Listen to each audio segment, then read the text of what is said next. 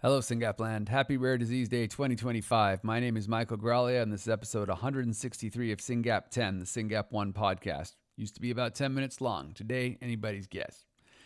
Anyway, for Rare Disease Day, normally we talk about a bunch of exciting things that are happening and news that has come out and all the progress, and it's just a big rah-rah day. But that would feel a little just false today because we are in a very strange time, and I just want to talk a little bit about what's going on and be really clear about what's at stake and how I think about it. You've heard me say before that I feel like every rare disease parent is always choosing between hope and despair, right?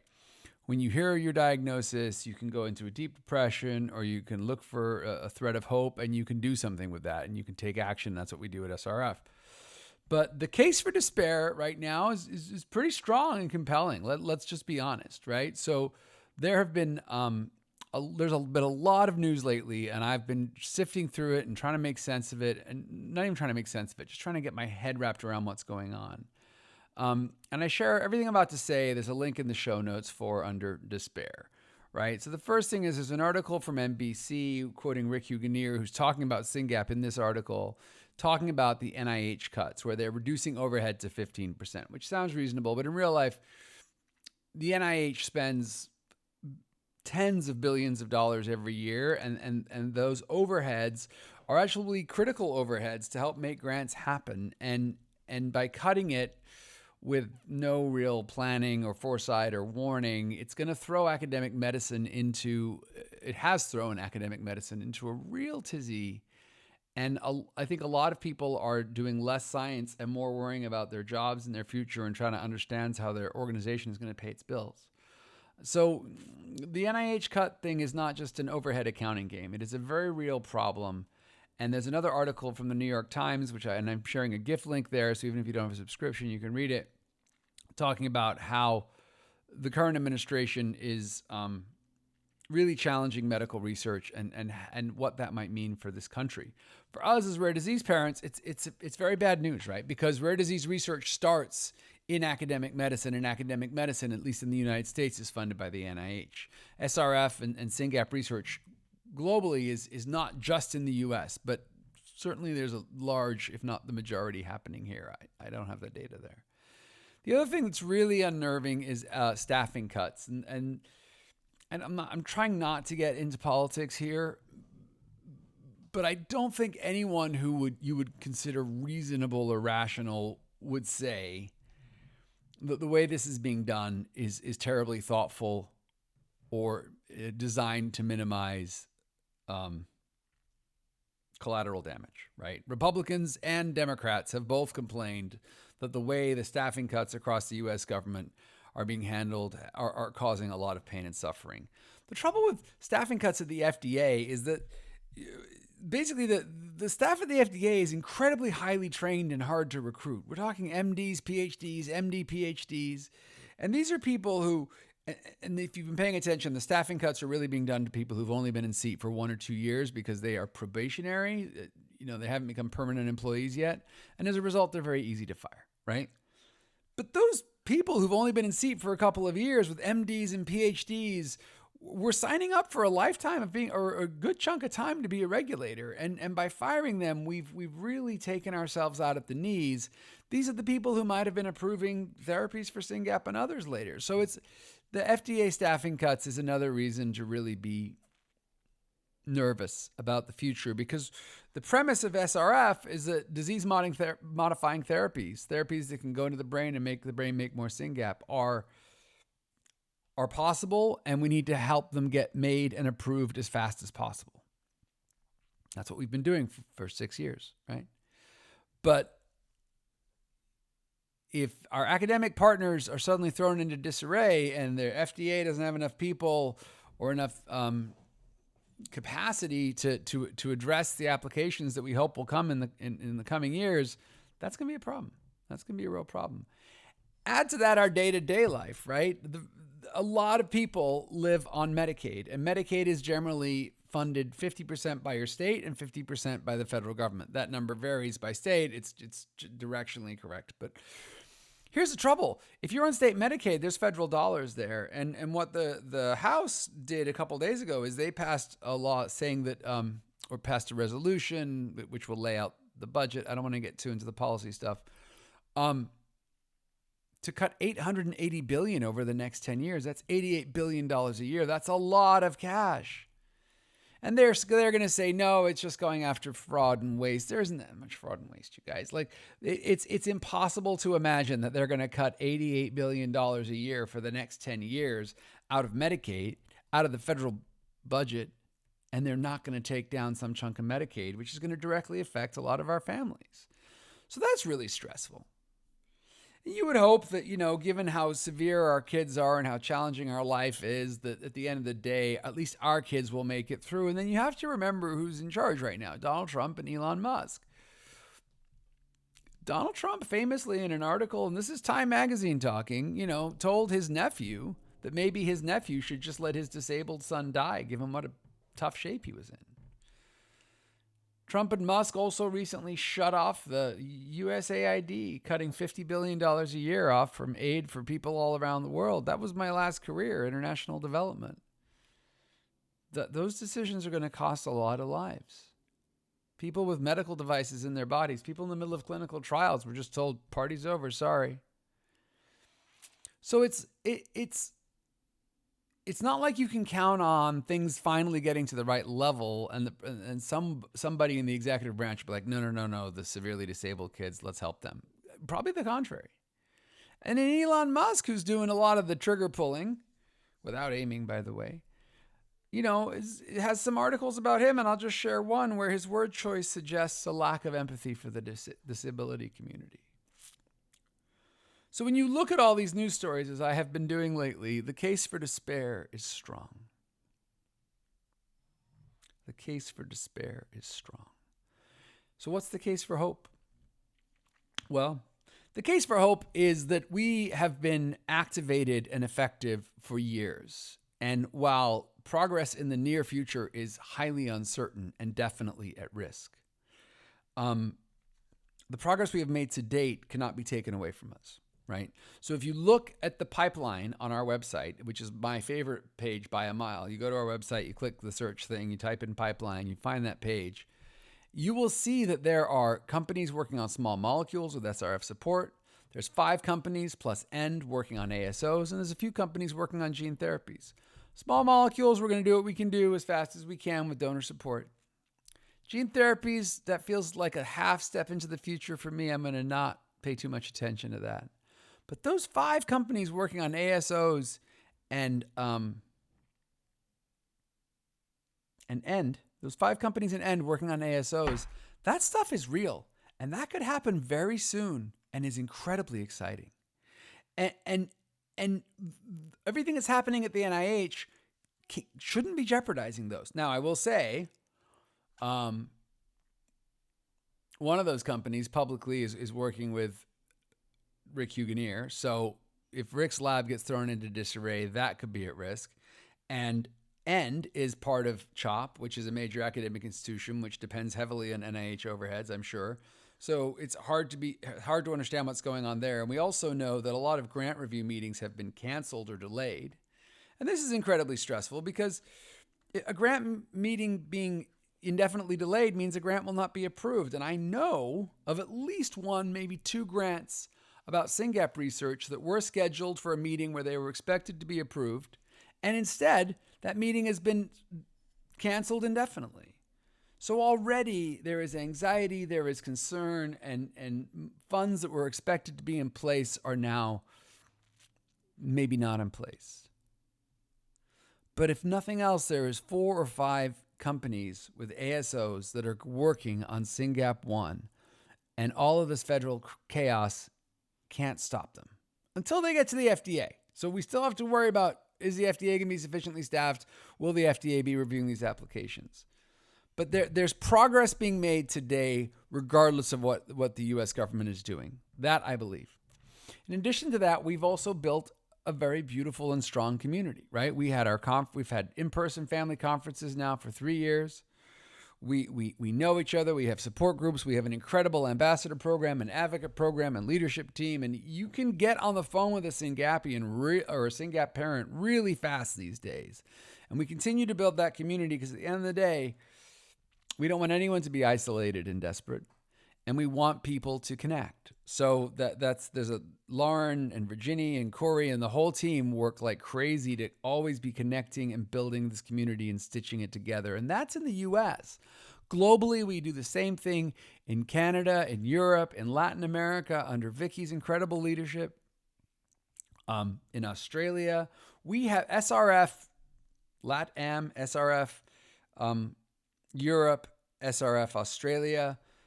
All of these things are working like crazy. We don't have an SRF in Canada yet. I kind of want one because we got some great partners there and a lot of really wonderful volunteers. So, the global community, the global SRFs, and the global Syngap network. So the global Syngap Global Network, SGN, was created by Virginie McNamara, who's our president and COO, sorry. She's like, whoa, I just got promoted. No, not yet, Virginie. And that global community, largely in Europe, is also very powerful, and we work closely with them. We always have, and we always will, right? So there is a global community of Syngapians, and we can lean on each other through these trying and scary times. The other thing, by the way, that we should re-celebrate is our ICD-10 code. Now, you might say, oh, Mike, we got that two and a half years ago. Why are we talking about the ICD-10 code? Well, let me tell you, 2.5 years ago, getting an ICD-10 code out of the US CDC was challenging. I know a lot of groups, because they call me all the time and ask questions, who are still trying to get ICD-10 codes, and it's still challenging. And guess what? If it was challenging before the current chaos, it's going to be, humble prediction, damn near impossible going forward, right? Because before it was tough, but there was a way through. I think now there's so much chaos that if there is a resistance to give an ICD-10 code to a rare disease group, I don't think anyone's going to make anyone do anything. Yeah. So why should we be hopeful? Because we have a pipeline in corporate hands. We have a community. We are global. We're engaged with industry. It's pretty much all I do these days. And we have an ICD-10 code, which will help us find and count patients in the U.S. Very exciting work. So that is the case for hope versus despair. If you've been listening to the news or not listening to the news and you're not quite sure how bad it is, it's bad. It's bad. I'm not going to put any lipstick on this pig. This is not good. But there's reason for hope as a Syngap community. And I just want to take a minute and recognize that I was looking at a web page the other day and I saw a post from ARC. ARC is one of the oldest and most storied and impressive organizations in the United States for people with intellectual disability. And this ARC post had a person wearing a t-shirt and it just said, "Disability is political." And I got to say, disability is political, guys. If you love someone who has a severe disability and you are not content to just go let them die, he actually said that, then at some point you have to put your foot down and advocate. And when people start talking about cutting Medicaid or, shutting down the FDA or whatever they're doing next, you got to say, I don't think you understand. I don't think you really want that. There are people in this world who deserve to live that have been born with challenges, and we got to help them. Like, you believe that or you don't. But if you love someone who's disabled, you've got to really stop and think through what's going on right now, because the decisions that are being made, the stories that are in the news are coming for our community, both in the support we get day to day and the support to the scientific community and the support to regulators who we need to approve these drugs. Disability is political, guys. And I want you to think about that as I talk about this next question. The other question I want to ask you is, should we take it or should we advocate, right? And this is obviously a silly question, right? Of course we shouldn't take it. We've put up with so much for so long. Now we're going to take this insanity where what little support and hope exists is being taken from us by a bunch of billionaires to give tax cuts, to extend tax cuts for more billionaires. Does this make any sense? It doesn't make sense to me. Doesn't make any sense to me. Oh, but Mike, there's fraud and waste. Yeah, there's probably some fraud and some waste. There's a hell of a lot of good going on too, and the baby is going out with the bathwater with no thought or planning. But let me stay on topic. Do we take it or do we advocate? We don't take it. We cannot take it. We have to advocate. And I want to be really crisp here. If you're in the United States of America, you need to figure out who your elected representative is, whether they're Democrat or Republican, and you need to call that office. You put it on your weekly to-do list and say, what the heck, guys? Do you understand that I'm one of your constituents and my child, insert name here, is severely disabled, and if his Medicaid support goes away, he's going to get very sick. And if we cut the NIH, the research that is going to make better medicines for him is going to go slower. And if we understaff the FDA, it's going to take forever when those medicines are ready to get them approved. Do you understand that? So I'm about to go through a little advocacy speech, but I just got to be crisp at the top. If you are a SINGAP parent, I sincerely believe that it is all of our jobs to figure out who our elected official is and to get on the phone with them or their staffer, probably their staffer, and just make the case, I am a constituent, I have a disabled child, and this is terrifying. Because if you're paying attention, if you're like, Mike, I kind of think you're overreacting. I'm not. In fact, I'm having to re-record this right now because in the first one, I was a little more candid. I'm doing my best to be calm and professional right now. It is bad. And the time to get to know your elected officials and explain to them how bad it is right now, right? Advocacy is real work. It requires nuance. It requires sophistication. And having said that, you just got to jump in. How do you advocate? How do you get support? Where do you figure out what to say? Well, the first thing is on our webpage, we have a beautiful advocacy page that I will admit right now, we pretty much copy pasted from the Dravet Syndrome Foundation as a starting point. We're just going to evolve into our own creation, but I want to give kudos to the Dravet Syndrome Foundation. We basically started with theirs. And this is a great page where you can do two things. There's a lot of actions, right? So you can go to here and click and sign that petition and go here and click and sign this petition. Really valuable stuff. And each of those things kind of explains the issue it's at hand. 504 plans are in there.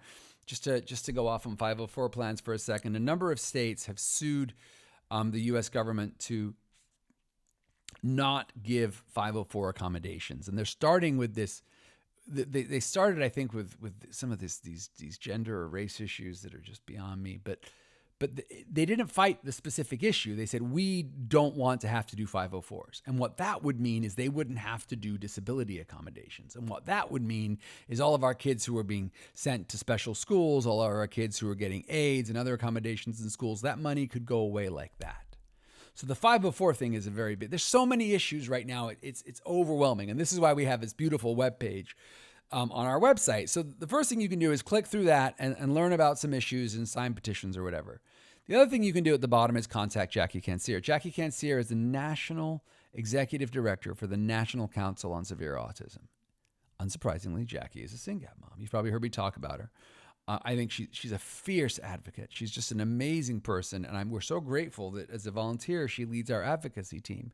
So if you become a state advocate, because we want basically somebody who's willing to invest in and learn about advocacy in each state. If you become a state advocate and join Jackie's team, you have a chance to really learn from her, and she is in it. Guys, she is like right there on the bleeding edge of what's going on. So huge opportunity there to be a part of SRF's advocacy team. But if you're like, I don't know, Mike, that sounds like more work, at least go to that webpage, click through those things and learn about it. And you can there's one of those links will definitely help you figure out who your elected officials are. And when I say elected officials, your congressperson, your senator, call those offices, put their numbers in your phone, call them and be like, my child is disabled. You are scaring me. What are you doing over there? Why are you letting this happen? These are fair and reasonable questions. The other group that I think is everybody needs to know about and be on their mailing list is the Every Life Foundation. They are hands down, bar none, the national entity that I look to for advocacy for rare disease, right? Global Genes doesn't really work on that. NORD, I still don't understand what NORD does that's useful, but Every Life Foundation, man, they are on it. And so I really strongly encourage you to follow the Every Life Foundation. This year we had 3 SINGAP families in DC. Next year I had like 30, honestly. Like what Every Life organizes this Rare Disease on the Hill week that we just had. Amazing stuff. And then there's 3 other groups I just threw on there for fun. One of them is called Research America. These people advocate for more funding for research, which gets to this NIH issue. So if that issue is burning you, check out the Research America note on there. There's a great letter from their leadership. The Alliance for Stronger FDA. Again, we need an FDA that can regulate and that is appropriately staffed. Right now, we would argue before this happened, they were probably thinly staffed, and now we really have a problem. So strengthenthefda.org. That's a fun website to learn a little bit more about the issues. And then the third one is the Modern Medicaid Alliance, which is a super important group if you're concerned about Medicaid. And frankly, all of our patients should better be on Medicaid, right? And even if you have private insurance and your kid's little and you don't I don't really use that, trust me on this one, you're going to use it. When they turn into an adult and they're rolled off your insurance, you have a problem. And that's another way, by the way, that the Medicaid cuts could come for Obamacare or the ACA, however you want to call it. And one of the ways they could save money is by taking away that ability to stay on your parents' insurance. So if you have a kid who's 21, 26, that may also be at risk, right? Why am I being maybe and how about? Well, because what we've done right now is we've drawn a line in the sand, $880 billion over the next 10 years. But where they're going to find that money is the question. And that's why calling your elected officials now and saying, hey, this is not okay. What are you doing? Don't cut services to my kid. Don't take my health insurance away is really the right thing to be doing. We need to raise our voices because Congress is still powerful. They have largely allowed the administration to run rampant, run amok. I think amok is a better word, to run amok over the federal infrastructure. But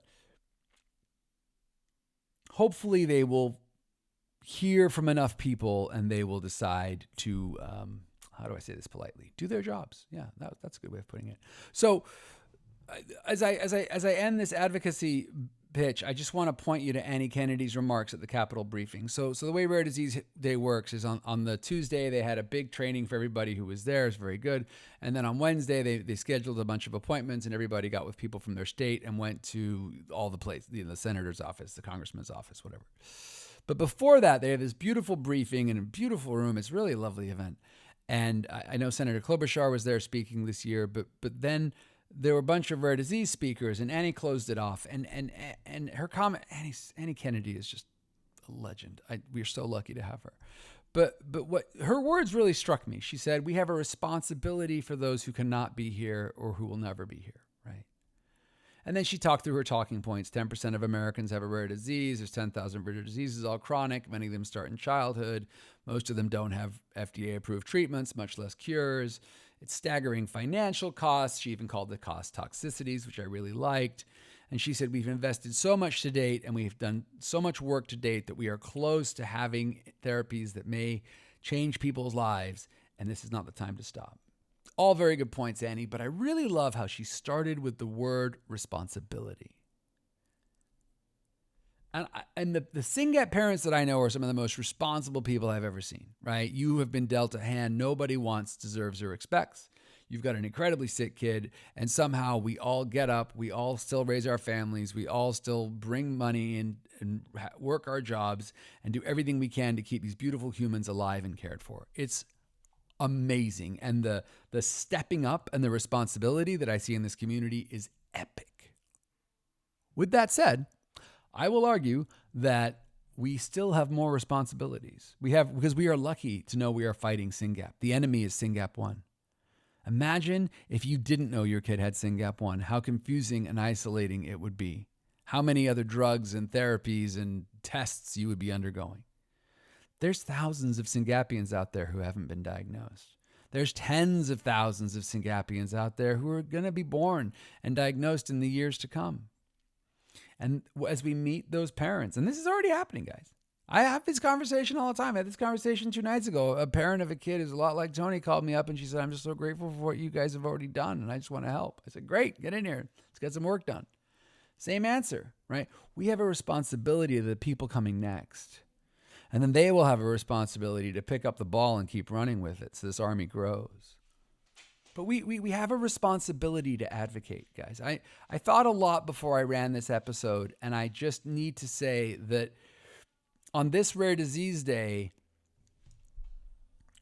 in previous rare disease days, we've celebrated progress and we talked about how good things are. On this rare disease day, we need to recognize that we are in a scary place, and it is time to lean into this community, to join hands, and to work like crazy to let our elected officials know that the services we have today and the medical research and the regulatory environment we are in are precious. And if people are really concerned about fraud and waste, as opposed to just firing a lot of people to justify a tax cut, fine. If they're firing a bunch of people to justify a tax cut, those billionaires don't need tax cuts, and we need services. We need medical research. We need a strong FDA. And I believe that by working together, we can help those things survive what's going on. So our children can survive what's going on. So we can survive what's going on. That's the thought I will leave you with on this rare disease day. It's not a happy thought, but I'm not going to be a Pollyanna. We are in scary times. And in these scary times, I'm grateful at least that we have this community and that we will work through it together. Thank you.